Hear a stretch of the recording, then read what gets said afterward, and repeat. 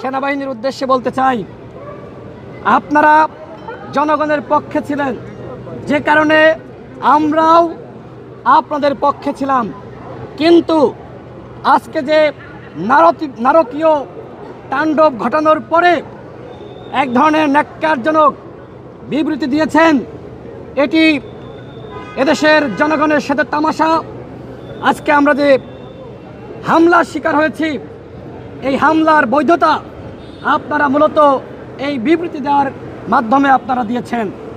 মূলত এই বিবৃতি দিয়ে আপনারা আওয়ামী লীগের দোসর জাতীয় পার্টির পক্ষে অবস্থান করছেন, তাদের পক্ষে অবস্থান নিয়েছেন।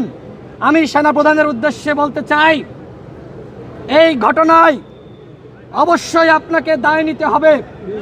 যদি আপনি দায় না নিতে চাইতেন তাহলে অবশ্যই আপনি এই ধরনের বিবৃতি দেওয়ার আগে আরও ভেবে দেখতেন। দেখেন, আজকে আমরা এতটা বিমর্ষ, আমরা এতটা আহত, আসলে ঠিক মতন কথা বলারও অবস্থা নাই। সেই বিকাল থেকে আমরা অসংখ্যবার হামলার শিকার হয়েছি। প্রথমবার আমার উপর হামলা করা হয়েছে, এর প্রতিবাদে যখন মশাল মিছিল করা হয় তখন নুরুল হক নূর সহ আমাদের উপর সেনাবাহিনী এবং পুলিশ যৌথ হামলা চালিয়েছে। এখন সেনাবাহিনীর পক্ষ থেকে বলা হচ্ছে যে আমরা নাকি মব সৃষ্টি করছি এবং আমাদেরকে নাকি প্রতিহত করা হয়েছে। আপনারা যারা সাংবাদিক ভাইরা সেখানে ছিলেন, নুরুল হক নূর কি জাতীয় পার্টির কার্যালয়ের সামনে গিয়েছে?